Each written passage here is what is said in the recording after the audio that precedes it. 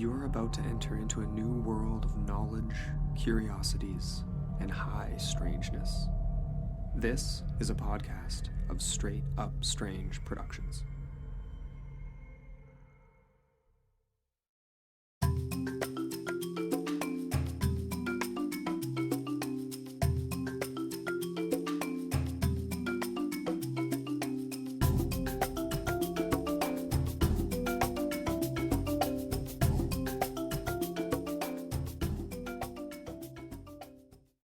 Hello and welcome to Legendary Africa, the podcast where a disembodied voice speaks, shouts, swears, and whispers African myths and legends straight into your ear canal.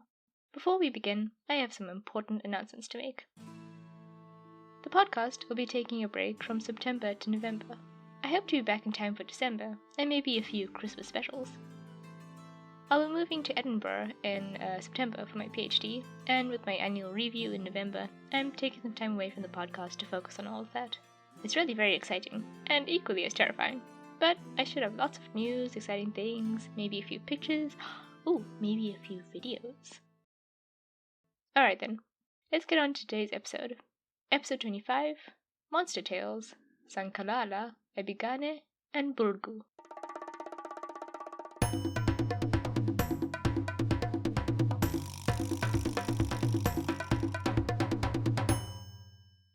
Today's episode is monsterific, and to start us off, we're going to sub-Saharan Africa, to the Hausa People, where the tale of the mighty Zankallala instills fear in all other beings. The Hausa People live primarily in Nigeria, Niger, Ivory Coast, Benin, and Cameroon, as well as several other countries in sub-Saharan Africa. Over the last 500 years, the Hausa have migrated across Africa, but the oldest dwelling of the Hausa People is Daura in northern Nigeria. During the 12th century AD, the Hausa were among Africa's leading traders, exporting materials such as gold, salt, cloth, henna, leather, and slaves. And we're going to pause to let my dog bark. 2 weeks later. Sorry about that. That was, in fact, Athena, the doggo. During the 12th century AD, the Hausa were among Africa's leading traders, exporting materials such as gold, salt, cloth, henna, leather, and slaves. A consequence of this trade was the increasing influence of Islam, and by the 14th century, Islam was the dominant religion amongst the Hausa people. This led to the creation of the modified Arabic script called Ajami, which was used in the 15th century. In 1463, Muhammad Rumfa was the Sultan of the Sultanate of Kano in northern Nigeria until 1499. He built the Grand Gedan Rumfa, a large palace which you can still visit today, as well as promoting slaves to governmental positions and creating the Kurmi market, which is still in operation today, and is one of the oldest and largest African markets to exist.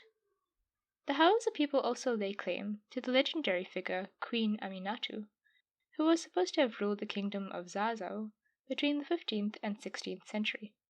A tremendous figure in legend, Queen Aminatu was highly praised for military skills, bravery, and successful expeditions, as well as for her architectural skills.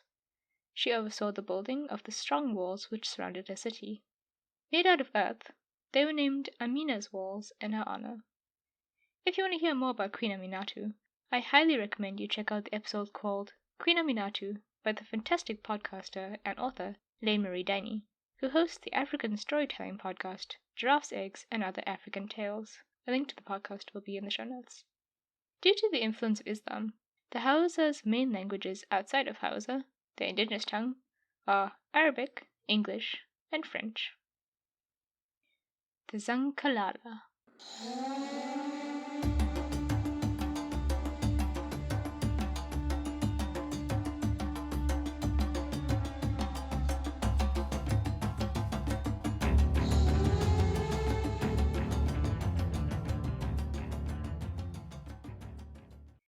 A mighty creature, feared by all, yet impossibly small.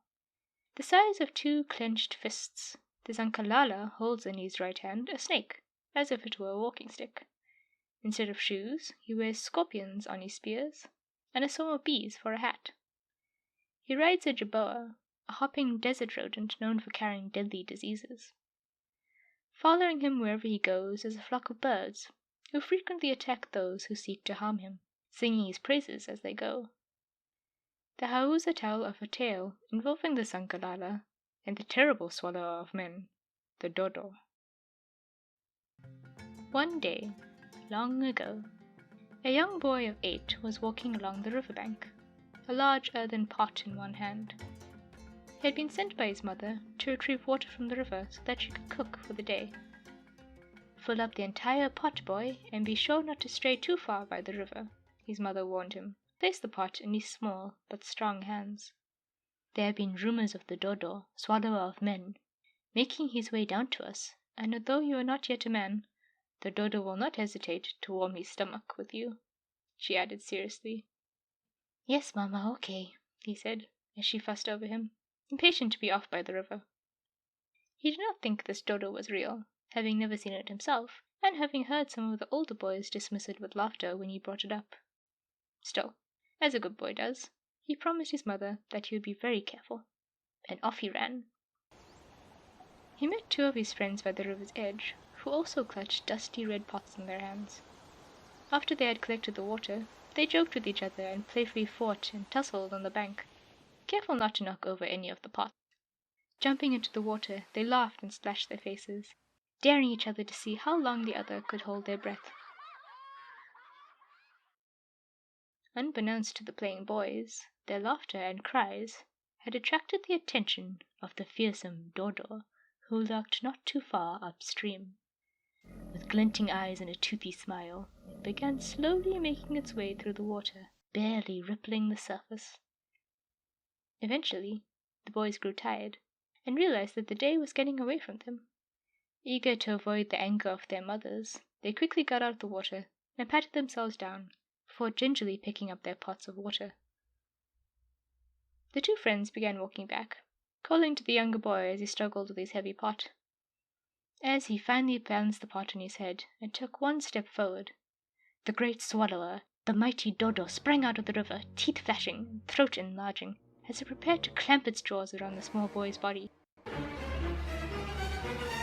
But at the last second, the boy, having heard the water splash behind him, threw himself out of the way, letting his pot of water fall without a second glance.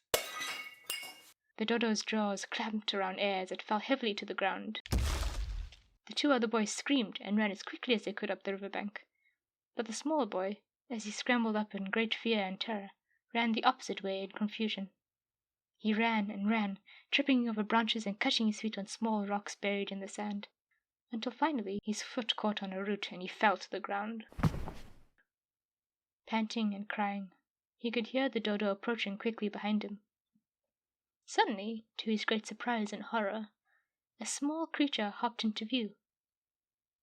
It was a Jaboa, and atop it rode a Zankallala.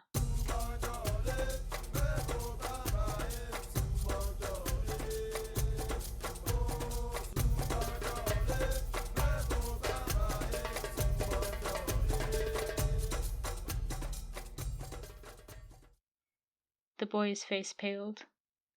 He had heard terrible stories of the Zankallala from his uncle. A quick prayer fell from his lips, and he closed his eyes, an image of his mother flashing before him as he prepared for death. But the Zankallala did not attack him. Instead, he merrily dismounted, his snake stick hissing as he strode towards the boy. "Where are you going, boy?" asked the Zankallala, its dark eyes shining up at him. I'm trying to go home, but a mighty Dodo is about to find me and eat me," replied the boy in a shaky voice. The Zankallala chuckled and motioned for the boy to step behind him. "The Dodo will not harm you today, boy.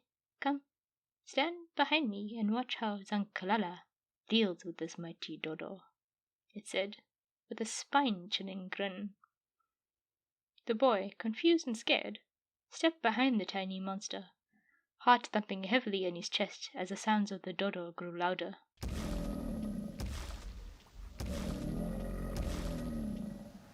With the mighty thump of his snake stick, the Zankallala summoned a silk cotton tree, which grew quickly over him, blocking the boy from sight.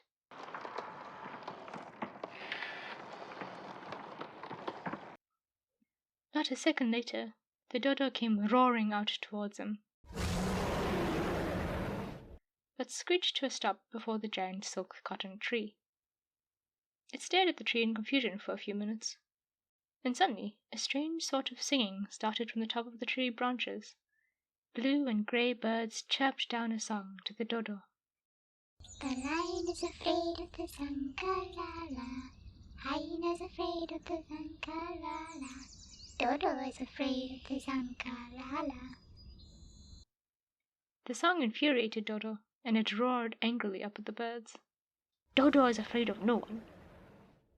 Where is my prey, you puny beings? He bellowed up at them. But the birds didn't answer. Instead, the silk cotton tree answered. What prey have you given me, O Dodo? Dodo was now very frustrated, and turning fully towards the tree, roared out, If you will not give up my prey, then I will eat you instead. I know you are hiding in this tree. And with a mighty swipe, plunged its hand into the tree, picked up the Zankallala, and gobbled up the tiny creature.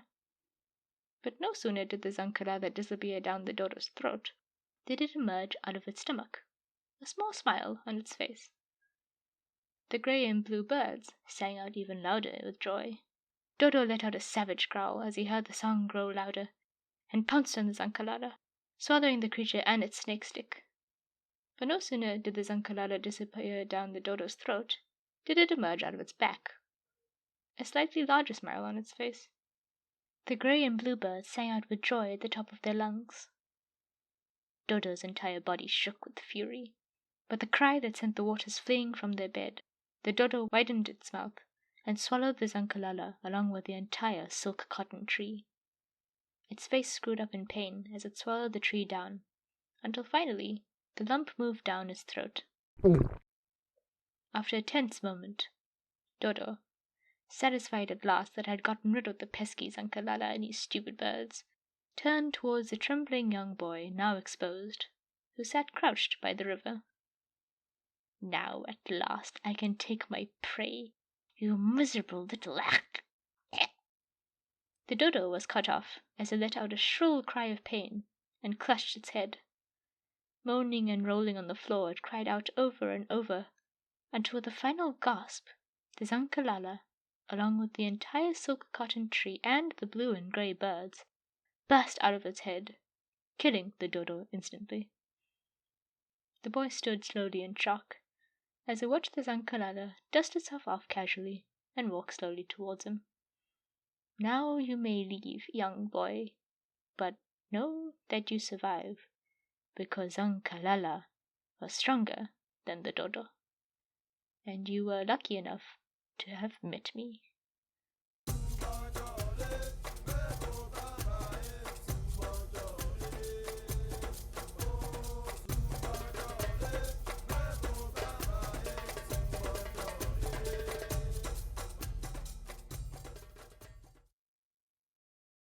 We now journey on to Equatorial Guinea, northern Gabon, and southern Cameroon, to sit down with the Fang people. Making up 85% of the total population in Equatorial Guinea, the Fang are the largest ethnic group in the region as well as in northern Gabon. Their history has been preserved largely through a musical oral tradition, and the mvet is the main instrument used for this. The mvet is a string instrument, and a person known as the Mbomo Mvet would go from village to village once a month, entertaining and informing the people with their songs. These songs would contain their history, culture, and traditions. The Fang were enslaved for the transatlantic and trans-Saharan slave trade between the 16th and 19th century, and were often accused of being vicious cannibals due to the boxes of bones which are found near their village. This was later discovered to be bones of their ancestors, and were merely a way for the Fang to pay respect to the memories of those who came before them. The bones were also thought to have magical powers of protection. Cannibalism, then, was simply a good excuse by terrible people for the cruel discrimination and treatment of the Fang people. The Ebigane.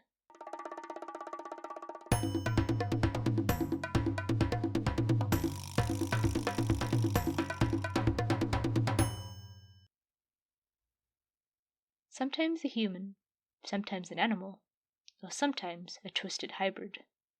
The Ebigane often featured in legends or sagas sung by the Mbomo Mvet. One tale speaks of a hero called Mefumu Mba Fumu, who embarked on a long and treacherous journey. He had been met by many challenges and terrifying beasts, but had conquered them all. Now he stepped forward and paused. He was on a high mountain. The sky was dark and stormy. The wind whistled as it began to grow in strength. Ahead of him, tying the two mountains together, was a bridge. This bridge, however, was no ordinary bolt. This bridge was made out of hundreds and hundreds of pythons, twisted and knotted together, all alive and writhing like the worms in the rich soil beneath them. But Mefumu did not hesitate. With a glint in his dark eyes, he reached into his satchel and brought out his chosen weapon. A very small mouse. But this mouse would prove to be deadly. For with a quick breath, Mefumu the hero spat on the mouse's head and watched as it transformed in his large hand. The creature before him grew and grew until the hero had to hold it in two hands. Its ears fanned out like gigantic flower petals. Horns grew from the top of its head. Its legs lengthened. Large claws grew from its back paws, while the front paws narrowed into knobs, out of which a thick single claw emerged. Thick leathery wings sprouted from the front legs, while its tail grew and grew until it was able to whip out and wrap around Mefumu's entire forearm. The mouse had turned into an Ebigane, a bat-like creature with thick fur and strong wings. It shrieked loudly and bristled as it eyed the wriggling mass of snakes in front of it. Mefumu took from his satchel a red paste crayon, and with great calm and ease drew a thick red line on the Ebigane's head, from the base of its skull to the tip of its nose. The Ebigane growled and snatched the crayon from his fingers, crushing it to dust instantly. But Mefumu was not rattled. Indeed, the hero's face was a picture of stoic calm. "There, Ebigane, look there," Mefumu said, pointing it towards the pythons. "There's enough food there to last you several months. To work, mighty Ebigane!" The creature rose up, shaking its head and hissing. Its gigantic ears flapped noisily against its head. Its wings spread out, and up it went into the air, circling a few times before diving down like a well-aimed spear.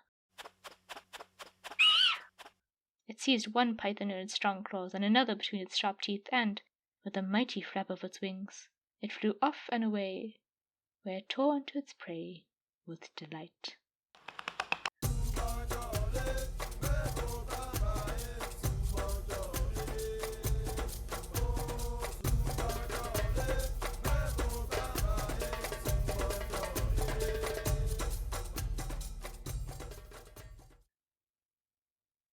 We have now arrived in Ethiopia to meet with the Guji Oromo, a people from southern Ethiopia.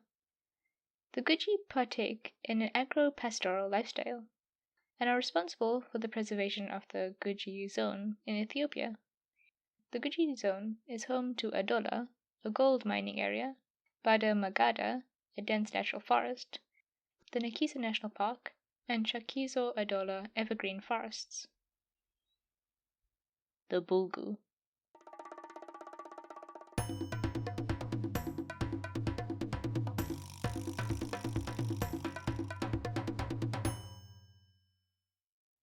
A terrifying, enormous ogre with 4 beady black eyes and a head in the shape of an axe.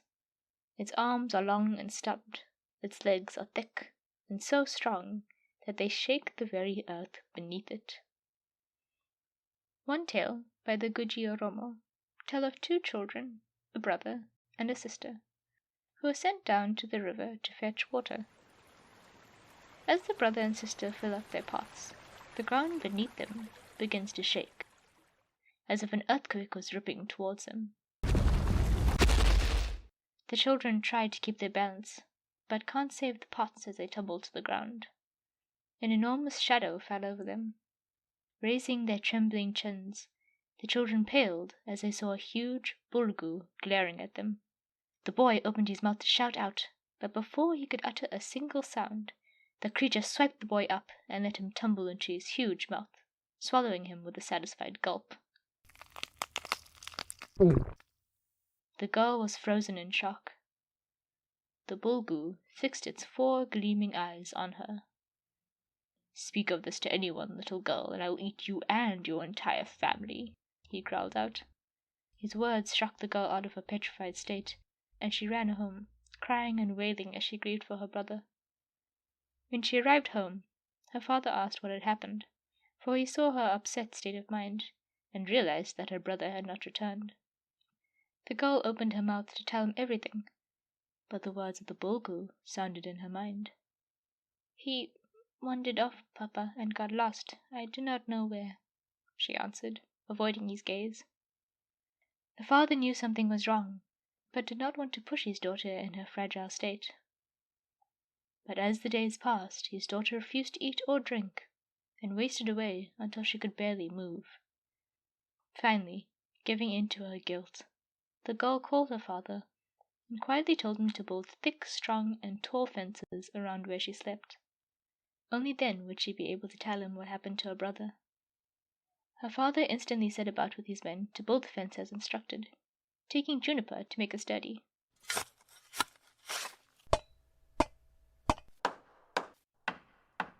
When it was done, and she was safe inside, the daughter told her father everything that had happened to them when they went to fetch water. The father was furious and felt anger cloud his mind. Placing a thick platform of branches over the top of the structure, he blocked his daughter from view, and set off with his spear and a few of his strongest men to go slay the Bulgu and avenge his son.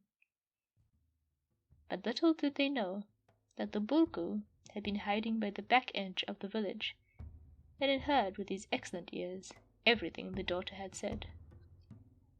As soon as the father and men had left the river bank, the Bulgu entered the village and stood in front of the wooden structure. His heavy footsteps had been heard and felt by the girl, who dragged herself off the bed, fear lending her some strength. The Bulgu uttered 10 magical words, and the structure fell apart. Just as the wooden shields collapsed, the girl wedged herself between her bed and a large boulder which sat behind it, holding her breath and trying not to utter a sound. The Bulgu began furiously searching for her, his axe-shaped head scraping around as he ripped the wooden structure apart. But he did not think to look behind the bed. Just as he was about to give up, the Bulgu sniffed as a faint odor met his nose. The girl felt her heart sink, for she had unknowingly urinated in fear. The Bulgu fixed its 4 eyes on her hiding spot. Frustrated at having failed in his hunt, the father arrived back in the village, only to find his strong wooden structure in pieces, and no sign of his daughter, aside from 1 single finger left behind by the Bulgu.